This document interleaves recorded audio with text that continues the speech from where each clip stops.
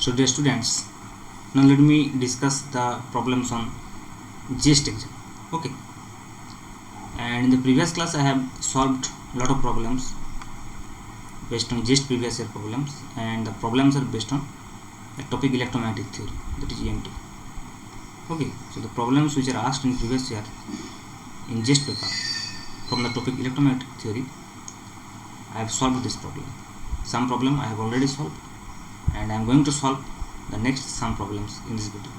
Okay, so here the first question that I have taken here is: a charge Q is placed at the center of an otherwise neutral dielectric. I think this is unnecessary. So a charge Q is placed at the center of a neutral dielectric sphere of radius A and relative permittivity epsilon r. Suppose we have a sphere like this, a sphere of radius A, okay, radius A, and its relative permittivity is epsilon r. Relative permittivity is epsilon r, and we denote the expression E as a function of r. Okay, so obviously r should be the distance from the center. Okay, so maybe this point is r is less than A, or this point is greater than. Okay, so the electric field here is given as a function of r, and that is what? 1 upon 4 pi epsilon naught into q by r square. This is given, and obviously this will be the electric field. Now, which of the following statement is false? So the first question is first option is the electric field inside the sphere, that is at r less than A. So within this region r less than A, maybe the point is here, r less than A, is given by ER divided by epsilon, obviously. Okay, so we know that the electric field inside the dielectric material is reduced by a factor 1 by epsilon r. Okay, so we know that in medium, in any dielectric medium, if we talk about EM as a function of r, that will obviously be E of r divided by epsilon r. We have seen this thing in Coulomb's law, or in when we have defined electric field, etc. We know about this point. So this is correct, actually. This is correct. The next option is the field outside the sphere r greater than A is given by ER, obviously. At r greater than A, it will be just this. Okay, so this is also correct. So this is correct, this is also correct. Third option, the total charge inside the sphere of radius r greater than A. Obviously, if we take a sphere which is r greater than A, like this, the total charge inside the sphere will be the charge what will be within the sphere, within this sphere. Okay, so within this sphere the total charge will obviously be Q. So within this dotted line that I have taken here, for this sphere the total charge will also be Q. Okay, so this option is also correct. The total charge inside the sphere of radius r less than A. So if we take a sphere of r less than A like this, then the charge will not be Q now. Okay, so this should not be Q, because there is some bound charge. So induced charge, there will appear some bound charge, and we have to calculate that. That will obviously not be equal to Q. Okay, because Q charge is distributed here. When you take a small q charge at the center, then you have some positive charge and some negative charge also here. That will be the bound charge, QB, that will appear, and that will obviously not equal to small q if we take a sphere which is less than small a. Okay, but if we take greater than small a, then you have you can take the whole sphere. Okay, for greater than r is equal to A. So the charge which is within the sphere, for the whole sphere, that will be small q, obviously, because within this sphere whatever charge will be appeared here, or whatever charge will be transfer, or whatever be the case. Okay, so for the inner sphere, for this sphere, total charge will obviously be Q. So when we talk about r greater than A, that means we have the boundary which is outside the sphere, which is outside the inner sphere. Okay, so that is obviously be the small q. But here for r less than A, that is not small q. Okay, total charge is not small q, because there are some bound charge is appearing also.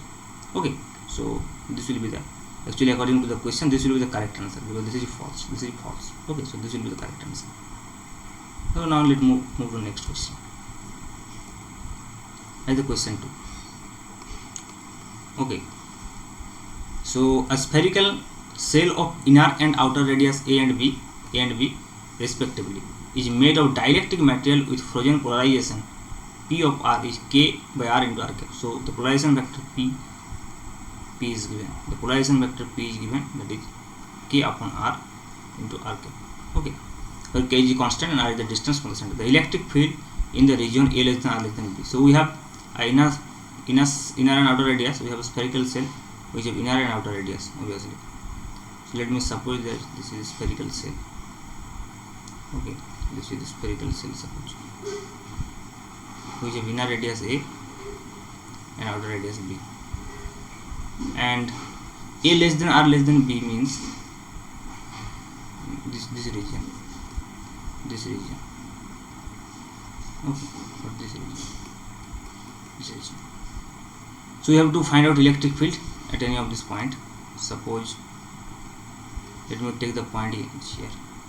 So we have to find the electric field here at this point, that is at a distance R, and this point is obviously A less than R less than B. Okay. So to find out the electric field at this point, what we have to do? We have to just take a Gaussian surface like this for this point. Okay. And according to Gauss law, you know that E will be E into 4 pi r square actually. That means E dot ds will be E into 4 pi r square equal to Q inside upon epsilon 0. So we will get E is equal to just 1 upon 4 pi epsilon naught into Q in by epsilon 0. Now we have to find out Q inside within this sphere. Okay, what will be Q inside? So Q inside will be, we have to find out actually this Q inside, and Q inside will be the bound charge. Okay, total bound charge appear here. Okay, so what will be the bound charge here appear, and polarization vector is given. So from this information, polarization vector, we have to find out the bound charge within this sphere, that is QB, that is QB, and QB is consist of also sigma b and rho b, because surface charge and volume charge. Because for this sphere of radius A, okay, here will be some surface charge will appear here, and surface charge, so surface bound charge will appear here, and within this region from A to R, within this region we will have volume bound charge, and again in this sphere, on this sphere there will be also surface charge density. But we don't need to do this.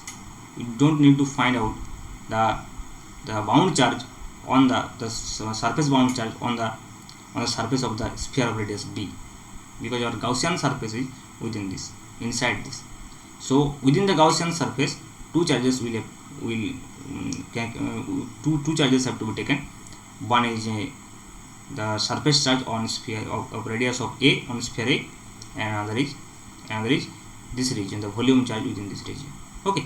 So what we have to do, we have to find out, just to know, if you have a polarization vector P, then we have divergence P is equal to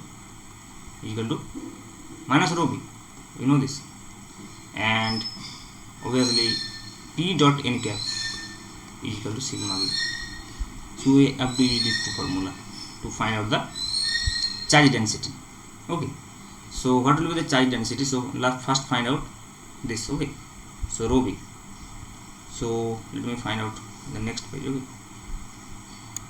So we have P vector is equal to K upon R into R cap, and now we have to find out first divergence P. So divergence P will be what? Divergence P will be 1 upon R square into del R into R square P R. Okay, and here P only the function of R, so it will be just K by R. So it will be 1 by R square into del R into R square into K by R. Okay, so 1 R will be cancelled out, so it will be KR. So 1 by R square into del R into KR. And del R KR is just K, so it will be K by R square. So it will be K by R square, and it will be what? It will be minus rho B. So rho B is equal to nothing but minus K by R square. This is rho B. So what will be the QB for this volume charge? For this rho B, what will be the charge? We have to find out. But we have again another equation, that P dot n is equal to sigma B. sigma b. Okay, now what is n cap? N cap is obviously r cap, because for the sphere you have polarization vector, you have the direction of polarization vector and the direction of the surface vector which is perpendicular to surface. And for the sphere, for the spherical shell, your n cap will also be as r cap, can be treated as r cap. Okay, so you will have just p dot n cap means just k by r into r dot r cap dot r cap is equal to sigma b. So your sigma b will be just k by r. But you can see here, for this surface, okay, the unit vector will be along this direction, but for this surface the unit vector will be along this direction. So if you talk about for r is equal to a, because we need actually the surface charge on this sphere, okay, on this sphere. So in that case, at r is equal to a, you have, instead of positive r cap, you will have minus r cap. So in that case you will get sigma b is equal to just k by a, okay, r cap dot minus r cap. So you will get minus k by a. Now what will be the total charge within the sphere? So total charge will be q, and for this, for sigma b, we will have minus k by a into 4 pi square, and for this you will have integration rho dv, and that will be minus, this minus is taken, so it will be rho k by r square into dv means 4 pi r square dr, and the limit will be from a to r. Okay, so what will be this? So this r square will be cancelled out, so it will be a minus 4 pi a, okay, minus we have 4 pi k, here also one k is here, 4 pi k, so 4 pi k into integration dr means r, so it will be r minus a. So you will have minus 4 pi k minus 4 pi kr and plus 4 pi k. So this 4 pi k will be cancelled out, and it will be minus 4 pi kr. Total charge q within the sphere of radius r. So what will be the electric field? So the electric field will be, just we can find out from here.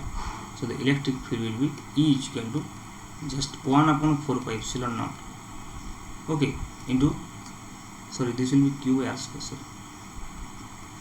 okay, so it will be 1 by r square, and q in is just minus 4 by kr, so it will be minus 4 by kr.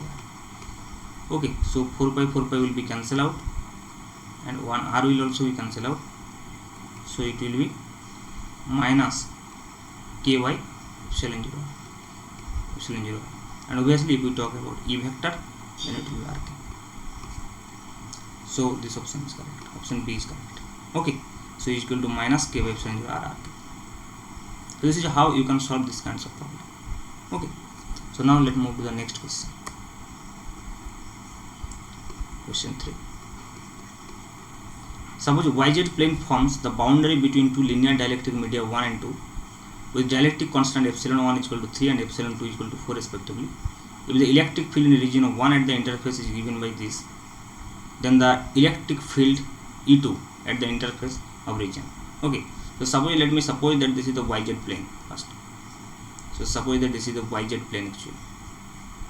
Okay, so let me suppose that this is the YZ plane. Suppose this is the Z direction, this is the Y direction, suppose, and this is Z direction. So this is suppose YZ plane. So x axis is like this, something like this, it's perpendicular to this YZ plane. Okay, and this is the boundary. YZ plane is the boundary, and you have, suppose this is your one medium 1 and this is your medium 2, suppose. Okay, so in medium 1 your dielectric constant is epsilon 1 is equal to 3, and in medium 2 that is epsilon 2 epsilon 2 is equal to 4. Okay, and the electric field E1 is given here. So E1 vector is given, and that is 4x cap plus 3y cap plus 5z cap plus 5z. And the electric field E2 at the interface in region 2. We have to find out electric field here, E2. Okay, so now we have to use the boundary condition for electric field, and we know the parallel component of electric field is continuous. So it will be E1 parallel component is equal to E2 parallel component. So here this is x-axis. So here parallel component means on yz plane, and perpendicular components means along x-axis. So on yz plane, what will be E1 parallel? E1 parallel is just this term, this 3y cap plus 5z cap. Okay, so in that case these are same, so it will be 3y cap plus 5z cap. Now you have, for perpendicular component of electric field, you have epsilon 1. Okay, E1 perpendicular is equal to epsilon 2 E2 perpendicular. Okay, so what is epsilon 1 here? Epsilon 1 is here 3. So 3 into what is E1 perpendicular? E1 perpendicular is just this 4x cap. Okay, so it will be just 4x cap, and is equal to what is E2? What is E2? We have to find out E2 actually, and let me denote this epsilon to E2. We have to find out this. Okay, epsilon 2, and epsilon 2 is what? 4 into just E2 perpendicular. Okay, so you can find out from here the E2 perpendicular. So 4 will be cancelled out. So E2 perpendicular is equal to 3x cap. So E2 parallel is this, and E2 perpendicular is this. So what will be E2? So finally E2 will be just 3x cap plus 3y cap plus 5z cap. So D will be correct answer. Okay, D will be correct answer. Okay, so this is how you can solve this kinds of problem from boundary condition, from dielectric medium. Okay, thank you.